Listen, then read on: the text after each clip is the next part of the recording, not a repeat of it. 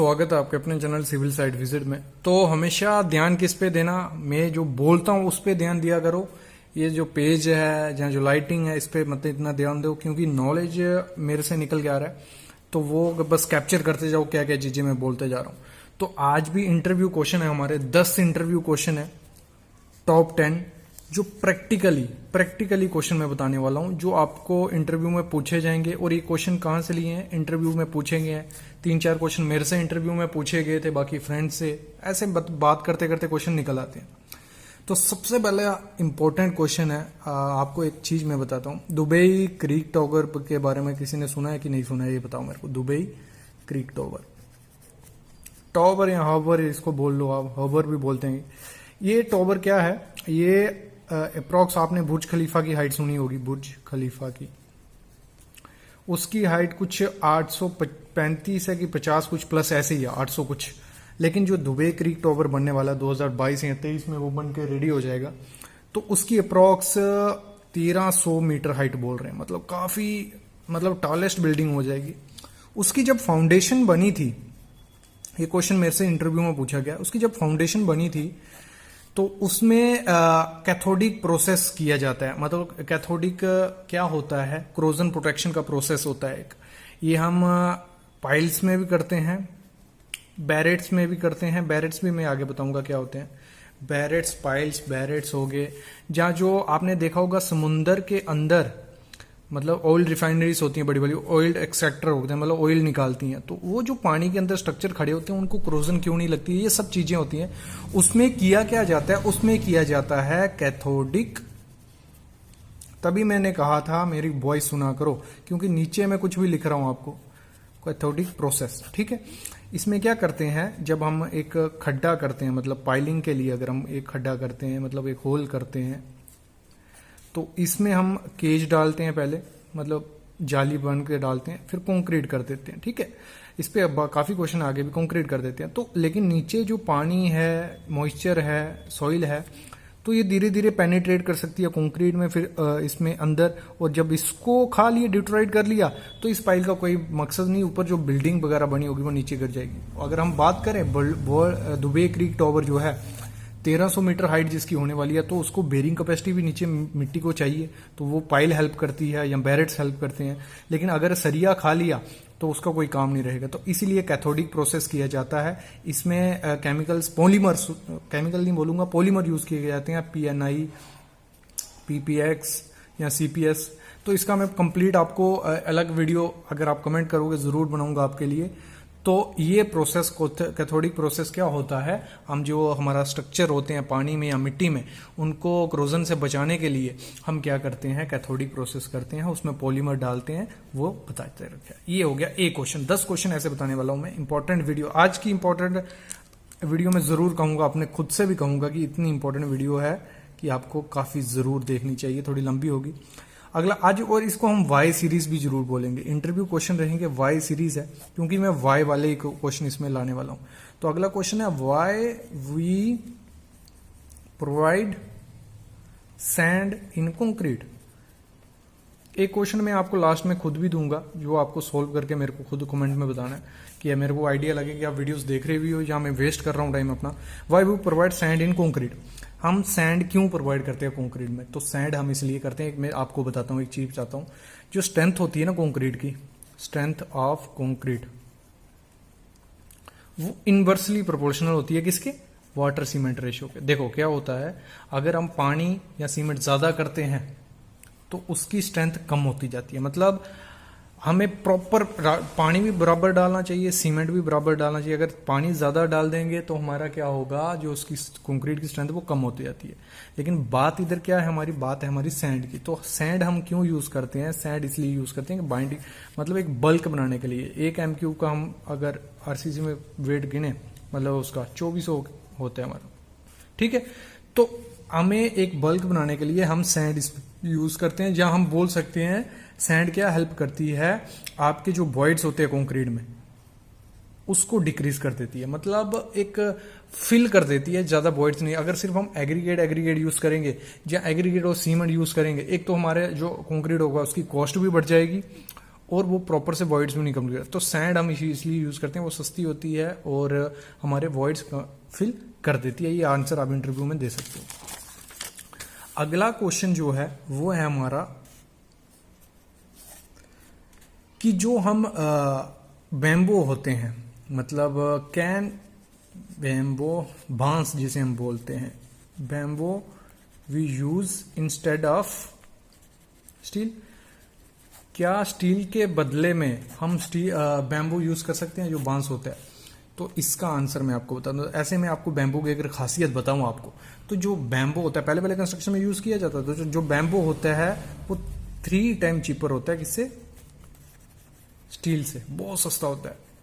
दूसरी चीज ये मतलब इसकी जो हमें क्या चाहिए होती है? टेंसाइल चाहिए, मतलब जो हमारा सरिया है वो काम क्या करता है? वो टेंसाइल है, उसको अगर इस पे लोड पड़ेगा ये ऐसे बेंड होगा, थोड़े टाइम तक स्ट्रक्चर को पकड़ के रखेगा, उसके बाद कोलैप्स होगा। तो बैम्बो की प्रॉपर्टी भी वही है, वो भी लास्ट वो होता है टेंसाइल, वो भी इतना बेंड हो सकता है जितना सरिया हो सकता है।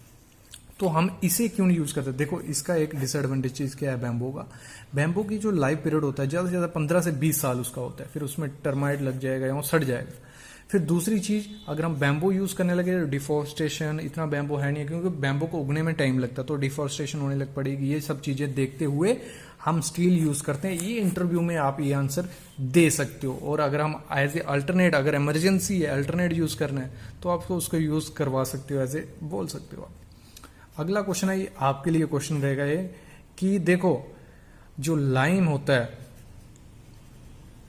और एक तरफ हम सीमेंट को रखते हैं। लाइम और सीमेंट जो है, लाइम आपने पुरानी कंस्ट्रक्शन देखे होंगे, बड़े बड़े पैलेस, महल, जो भी पुरानी कंस्ट्रक्शन है वो 500 साल से खड़ी हुई है। 500 साल हो गए उन्होंने यूज किया, तो अभी तक स्ट्रक्चर खड़े हैं।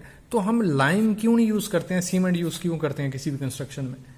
तो अगर साइंटिफिकली प्रूव जो किया गया है कि जो हमारा सीमेंट होता है उससे स्ट्रक्चर बने हुए 100 साल रह सकते हैं, लेकिन जो लाइम से बने हुए हैं वो 500 1000 साल हो गए। तो क्यों हम लाइम यूज नहीं करते, सीमेंट यूज करते हैं? तो ये क्वेश्चन मैंने आपके लिए रखा, एक क्वेश्चन कि क्यों हम सीमेंट यूज करते हैं, लाइम यूज नहीं करते हैं। ये आपके लिए, मेरे को जरूर कमेंट में बताना। अगर नेक्स्ट जो हमारी इंटरव्यू पे क्वेश्चन आएगी उसमें मैं जरूर इसका आंसर दूंगा, लेकिन आपसे मेरे को जानना है कि क्यों हम सीमेंट यूज करते हैं, लाइम क्यों नहीं? क्योंकि अगर लाइम 500 साल तक रह सकता है, सीमेंट सिर्फ 100 साल तक रह सकता है, और लाइम है भी बेटर। अगर हम पुराने स्ट्रक्चर देखो, ना वो गिरे होंगे, ना उनमें क्रैक्स देखे गए हैं, ना कुछ देखा गया, फिर भी हम क्यों यूज कर रहे हैं सीमेंट? ठीक है, आगे बढ़ते हैं। अगला क्वेश्चन है हमारा, जो हम पाइलिंग करते हैं, पाइल करते हैं, ये हमने पाइल बना ली है, ठीक है, हाँ ये मिट्टी है हमारी, ये पाइल की, इसमें हमने सरिया डाला, कंक्रीट डाला, तो इसमें हम वाइब्रेटर यूज क्यों नहीं करते हैं वाइब्रेशन के लिए? हैं, इसमें वाइब्रेटर, हमें कॉम्पैक्शन तो प्रॉपर चाहिए होती है, क्यों नहीं करते हैं इसमें? इसलिए हम यूज नहीं करते क्योंकि इसमें हाई स्लंप कंक्रीट हम यूज करते हैं, जिसका 150+ mm स्लंप होता है। जो स्लंप के बारे में सब लोगों को पता ही है, स्लंप टेस्ट जो हम करते हैं, कल उसमें इंटरव्यू में बात की थी, इंटरव्यू क्वेश्चन में, कि जो स्लंप टेस्ट हम करते हैं, जो ट्रू स्लंप हो गया, जीरो स्लंप हो गया, कोलैप्स स्लंप हो गया, शेयर स्लंप हो गया, जिससे हमें पता चलता है कि ये कंक्रीट कितना वर्केबल है, सेग्रीगेट है या ब्लाइंडिंग होगी नहीं होगी, सब चीजें चेक करते हैं। तो उसकी हेल्प से हम देखते हैं। हाई स्लंप, इसमें 150 mm+ हम स्लंप यूज करते हैं, और सेल्फ कॉम्पैक्टिंग कंक्रीट वो होता है, मतलब उसको जैसे डालेंगे वो अपने आप कॉम्पैक्ट होता जाएगा, उसमें कोई वॉइड्स नहीं बचेगा, क्योंकि वाटर रेशो ज्यादा होगी, प्रॉपर से उसको डिजाइन किया होगा मिक्स को, तो वो अच्छे से कॉम्पैक्ट हो जाएगा। ठीक है, क्लियर। अगला काफी ज्यादा इंपॉर्टेंट क्वेश्चन है, मेरा फेवरेट है, बैरेट्स। जिसको पता है तो ठीक है, बैरेट्स फाउंडेशन भी होती हैं, बैरेट्स के बारे में आप सुना भी होगा। बैरेट्स क्या होती हैं, अभी मैं चलो आपको बैरेट्स बताता हूं। जैसे मैंने बताया बुर्ज खलीफा के बारे में, दुबई क्रीक टॉवर के बारे में, ये बैरेट्स कहाँ यूज की जाती हैं? जहां पे देखो जो हमारी सोइल है, देखो हमारा 1300 मीटर उसकी नीचे मिट्टी है, ये 1300 मीटर हाइट हमारी बिल्डिंग बनने वाली है। 1300 मीटर बहुत होती है। आपका घर कितना मीटर होता है? एक स्टोरी का सिर्फ 3 मीटर, और ये है 1300 मीटर, कितना फर्क है, देख रहे हो? तो इसमें जो लोड आएगा नीचे मिट्टी, उतनी बेरिंग कैपेसिटी तो होनी चाहिए, मतलब इस लोड को काउंटर करने के लिए हमें काफ़ी ज़्यादा बेरिंग कैपेसिटी चाहिए सॉइल की, तो हम बैरेट्स या पाइल फाउंडेशन वहाँ करते हैं जहाँ हमें सॉइल की बेरिंग कैपेसिटी कितनी चाहिए होती है, 5000 किलो न्यूटन तक हमारे उसकी बेरिंग कैपेसिटी चाहिए होती है सॉइल की, तो वहाँ हम बैरेट्स यूज़ करते हैं। तो बैरेट्स होती है क्या है, इन सेतु पाइल फाउंडेशन की तरह ही होती है, इन सेतु पाइल ही होती है। क्या होता है, इधर भी हम एक्सकवेशन करते हैं, लेकिन आपको पाइल का मैं समझा देता हूँ। पाइल होती है सर्कुलर होती है, वो होती है, लेकिन बैरेट्स जो होती हैं सर्कुलर भी होती हैं। बैरेट्स हमारी मोस्टली रेक्टेंगुलर शेप की होती है, रेक्टेंगुलर शेप की जाली बांधी जाती है, और जहाँ एच शेप की बांधी जाती है, जहाँ हाई कैपेसिटी चाहिए होती है वहाँ हम बैरेट्स यूज करते हैं। पैलेट्स डाली, मतलब जाली बना के एक्सकवेशन की जाली बनाई, जितना नीचे हमें जाना वो डिजाइनर हमें बताएगा 60 मीटर 70 मीटर उतनी जाली बना के उसमें हम कंक्रीट कर देते हैं। सिंपल मतलब पाइल की तरह ही होती है, लेकिन हम इसका बैरेट्स बोलते हैं क्योंकि ये रेक्टेंगुलर शेप की ये होती हैं, और जहां हमें 5000 किलो न्यूटन सॉइल की बेरिंग कैपेसिटी चाहिए होती है वहां हम इसे यूज करते हैं। अगला क्वेश्चन है हमारा, अगला मैं जगह बना लेता हूं इधर थोड़ी सी। तो अगला है ओ सेल टेस्टिंग। किसी को पता है क्या होती है? तो ओ सेल टेस्टिंग, ये इंटरव्यू में पूछा गया था, मेरे को ही पूछा गया था, ओ सेल टेस्टिंग क्या होती है? तो ओ सेल टेस्टिंग होती है ओस्टरबर्ग लोड सेल टेस्टिंग, मैं इसको बोलूंगा, ये नाम है इसका।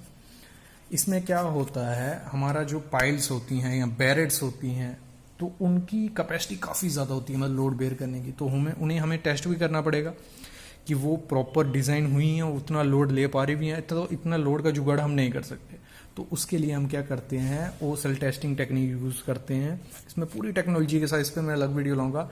ओ सेल टेस्टिंग की हेल्प से हम मतलब पूरा कोई 90 टन से लेके 2750 टन तक हम कोई भी लोड उसमें डाल के चेक कर सकते हैं, इतना लोड वो ओ सेल टेस्टिंग कर सकती है। इसमें मैं वीडियो एक प्रोसीजर अलग से लाऊंगा, पॉसिबल होगा प्रैक्टिकल भी आपको दिखा पाऊँ।